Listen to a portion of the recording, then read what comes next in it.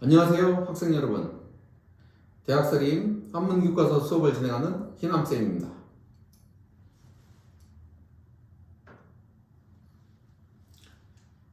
오늘의 학습 단어는 지난 시간에 이어 제1과 모양 그리고 점과 선의 2차시입니다. 학습 목표는 한자가 만들어진 원리를 말할 수 있다. 신체 관련 한자를 알고 활용할 수 있답니다. 우리는 1차시에서 한자가 만들어진 원리 중에 상형에 대해서 학습하였습니다. 이번 시간에는 지사에 대해서 알아보도록 하겠습니다. 그리고 신체와 관련된 한자를 학습하여 일상생활에 활용할 수 있도록 하겠습니다. 자, 지사에 대한 설명을 보도록 하겠습니다. 상형은 우리가 구체적인 사물을 본뜬 글자라고 했죠. 여기서 이 지는 손가락 지입니다. 손가락 지인데 동사로 쓰이면 손가락은 뭐 하다는 뜻이죠? 가리키다, 나타내다의 뜻입니다. 사는 여러분 잘 알다시피 일사자입니다. 일사자. 자, 일사자인데 일이라고 하는 것은 어떤 구체적인 형상이나 모양이 정해져 있지 않은 것을 가리킬 때 말합니다. 누군가가 밖에서 일을 하고 있어. 부모님 일하고 계셔라고 할 때 일하는 모습이 딱 형태가 정해져 있지 않죠. 이렇게.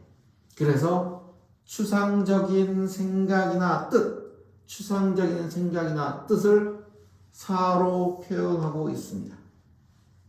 그래서 글자를 해석하면 사를 표시한 것, 사를 나타낸 것입니다. 풀이하면 사는 추상적인 생각이나 뜻이니까 추상적인 생각이나 뜻을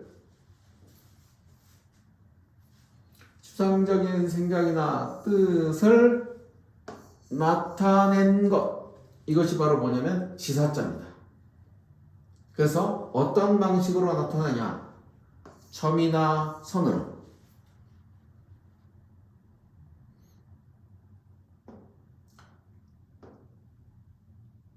자, 정리해 보겠습니다. 그래서 지사는 사라고 하는 추상적인 생각이나 뜻을 지시하는데, 표시하는데 어떻게 하냐? 점이나 선으로 표시하는 것을 지사라고 한다.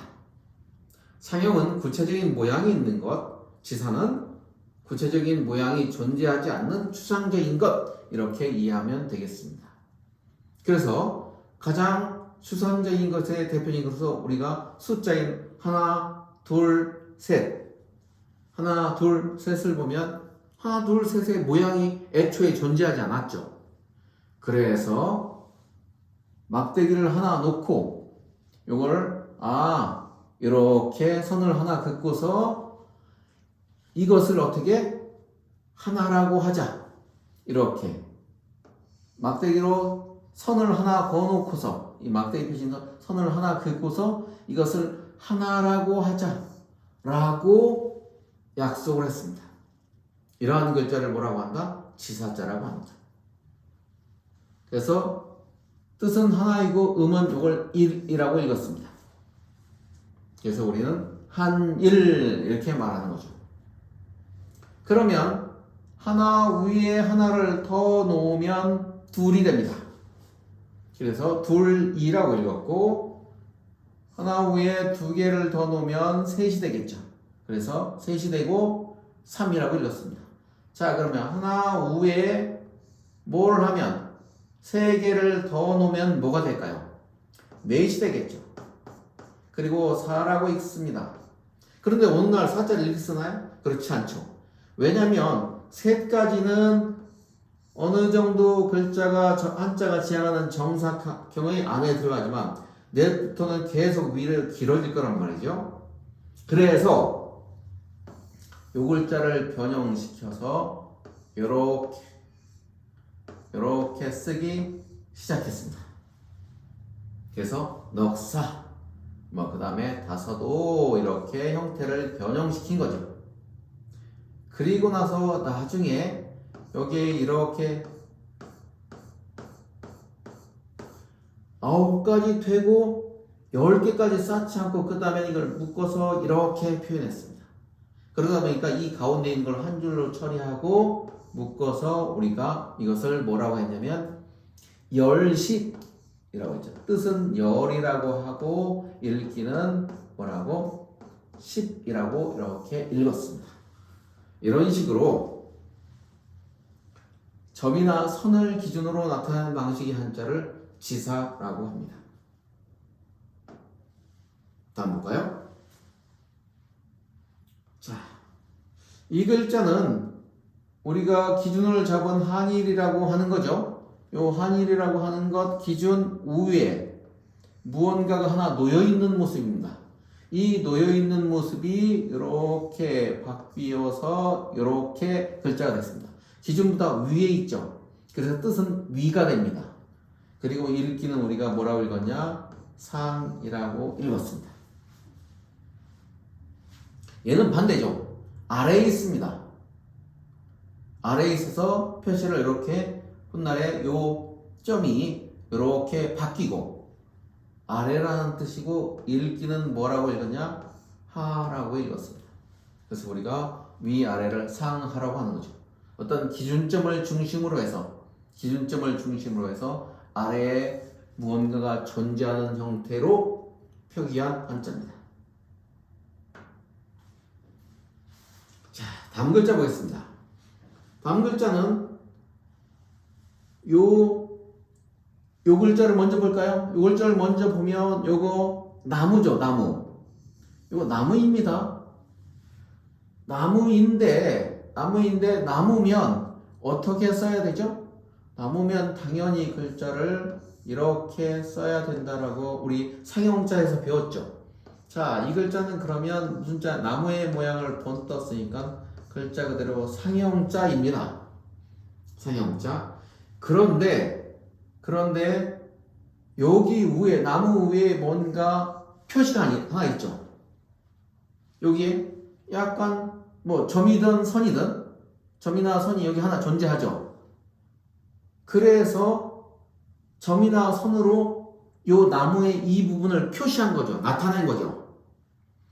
이게 상형자가 이미 존재하는데 요 부분에다 점이나 선으로 점이나 선으로 이렇게 표시를 해서 요 위치에 여기는 모양이 아니잖아요. 나무의 저 위에 있는 위치를 표시했습니다. 위치를.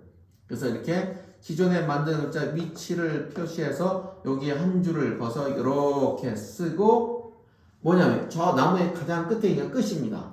그리고 읽기는 뭐라고 읽었냐? 말이라고 읽었습니다. 그러면 끄트머리 끝이라고 하는 부분을 왜 나무에다가 점이나 선으로 표시해서 했을까요? 오늘날에는 고층 빌딩이 많기 때문에 산에 있는 나무보다 훨씬 더 높은 것들이 많이 있지만 예전에는 가장 높은 지상의 사물이 나무였을 것입니다. 그래서 나무의 끄트머리를 표시하고 이걸 끝이라고 했습니다. 그래서 끝말 이렇게 사용합니다.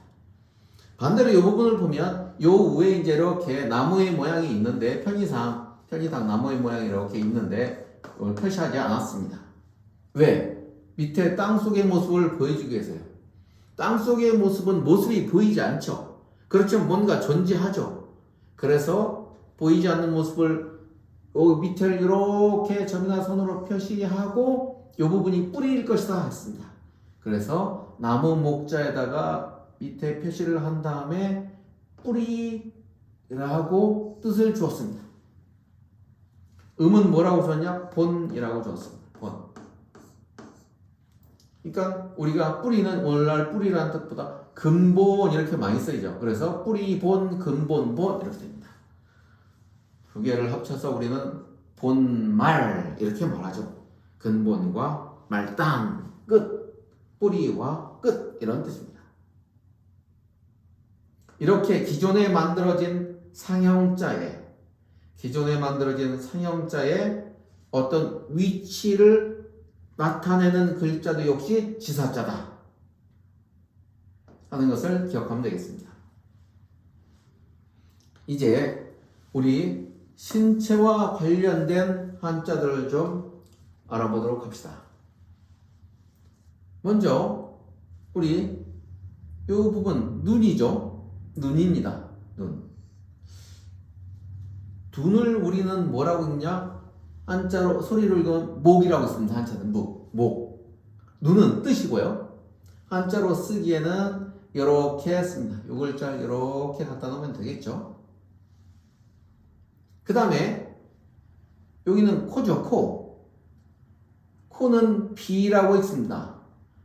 비라고 읽고 요 놈이 코 비자라서 요 글자를 갖다 놓으면 되겠는데, 자 처음에는 요렇게 썼습니다. 요게 코를 나타내는 글자였었습니다. 오늘날 이건 무슨 자인가요? 오늘날 이 글자는 스스로 자, 자기 자 이렇게 쓰이지 않습니까? 이 코는 사람의 얼굴 중에서 가장 중심에 있습니다. 그리고 코가 얼마나 우뚝하게 섰느냐에 따라서 그 사람의 생김새가 잘생기고 못생기고 이런 거, 보기 좋고 안 좋고를 결정한다고 해서 자기 자신의 중심, 자기 자신한테는 상징적인 의미로 쓰이겠습니다. 그래서 이 글자가 애초에 코를 나타내는 글자였음에도 불구하고 뭐로? 자신 자, 스스로 자로 뜻이 바뀌었습니다.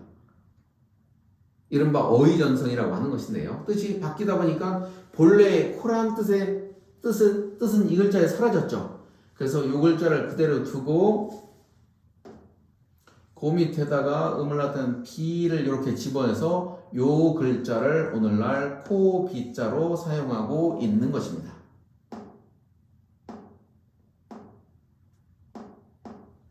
그래서 얘는 코 비, 얘는 스스로 자 이렇게 사용됩니다.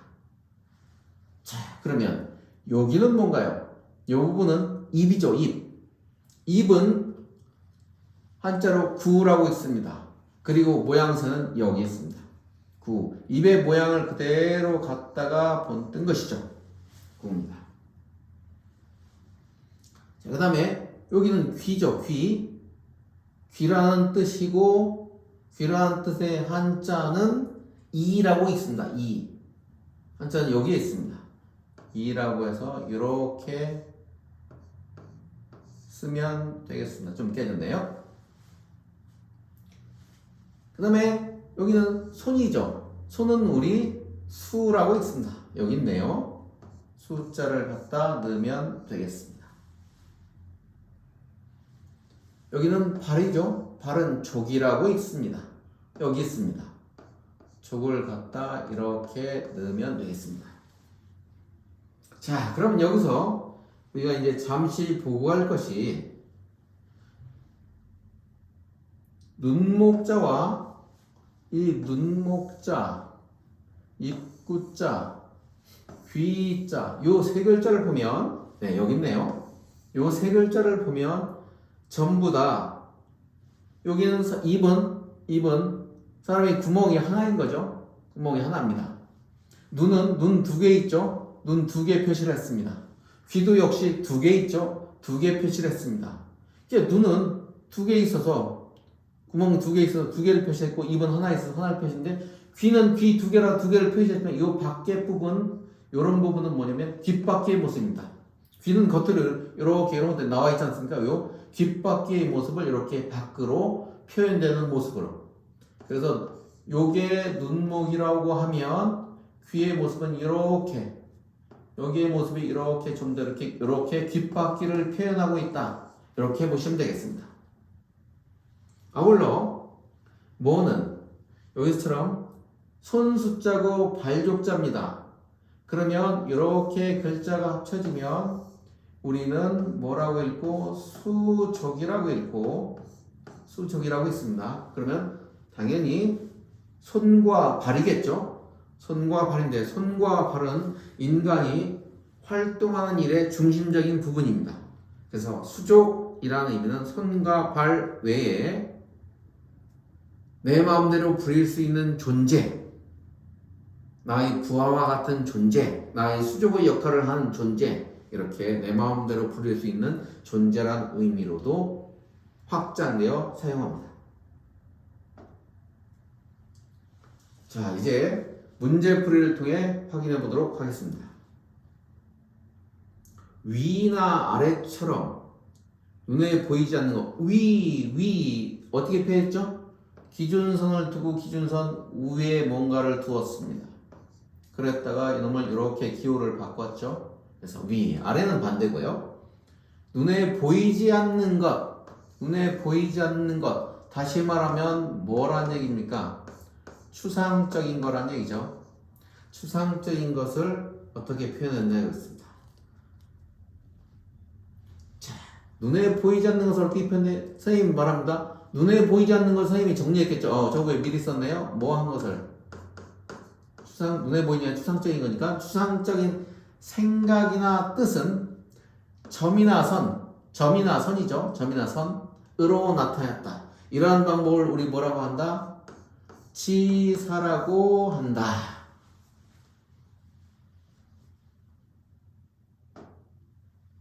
자, 두 번째 문제 보겠습니다. 연결이 옳지 않은 것 그랬습니다. 자, 우선 상형은 형태를 본뜬 것이죠. 지사는 수상적인 생각이나 뜻을 나타낸 것입니다. 그러면 태양의 모습을 본뜬 거 맞죠? 산의 모양을 본뜬 거 맞습니다. 3은 한일을 기준으로 해서 개수를 표시해서 3이라고 했죠. 추상적인 의미인 셋이란 의미를 선으로 표시했습니다. 맞습니다. 자, 불화는 어떻습니까? 장작을 이렇게 쌓아놓고 불을 지핀 모습이니까 불타는 모습을 본뜬 글자죠. 이 글자는 지사가 아니라 뭐가 되어야 되냐? 상형이 되어야 됩니다. 상형이 되어야겠습니다. 자, 끝말은 요 밑에 요것만 보면 당연히 상형인데 나무의 끝부분을 점이나 선으로 이렇게 표시했으니까 지사자가 맞습니다.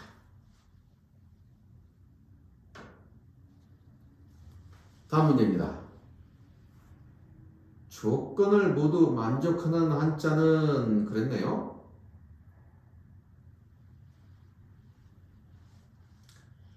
사물의 모양을 본떠서 만들었다. 모양을 본떠서 만들었답니다. 무슨 글자입니까? 일단 상형자죠. 상형자입니다. 그 다음에 음이 목이라고 합니다. 한자엔 3요소가 있는데 형태, 소리, 음이 있죠. 음이란 도금 읽어보면 되죠. 이거 뭐라고 읽죠? 이라고 읽습니다. 귀, 이거 눈, 목이라고 읽습니다. 입, 구입니다. 이거는요 코, 비라고 했습니다. 주문 글자 어렵죠? 이거 발, 조기입니다.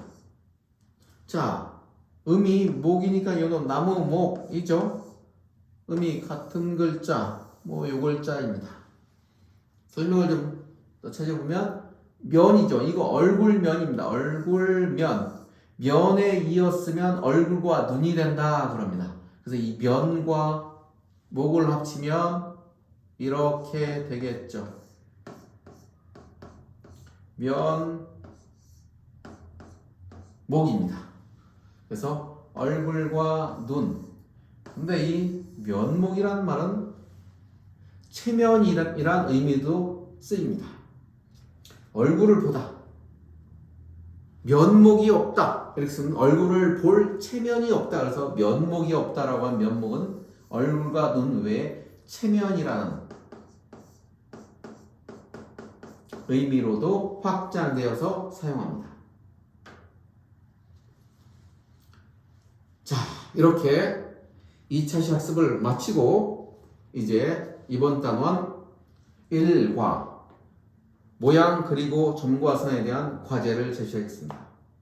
첫 번째는 상형의 원리를 설명하고 그 해당되는 한자 10개 이상을 쓰는 겁니다. 뭐 대표적으로는 해, 일자, 뭐 나무목 등등이 있겠죠. 두 번째는 지사의 원리를 설명하고 해당 한자를 10개 이상 쓰는 겁니다. 대표적으로 뭐 한일이 있을 수 있겠고 윗상 이런 것이 존재하죠. 세 번째는 우리가 본문에 설명했던 면목, 수종. 이목은 설명을 안 했네요. 이목은 여러분들이 사전을 좀 찾아서 이목의 이중적 의미를 설명하세요. 이목, 귀와 눈인데 귀와 눈 외에 또 다른 의미를 가지고 있습니다. 이렇게 글자 그대로의 의미와 확장돼서 일상생활에 활용되는 의미를 써주면 되겠습니다. 자, 이상으로 1단원 2차 시학습을 모두 마치도록 하겠습니다. 학생 여러분 수고했습니다. 다음의 수업은 2단원 2과 제2과 1차 시에서 뵙도록 하겠습니다. 고생하셨습니다.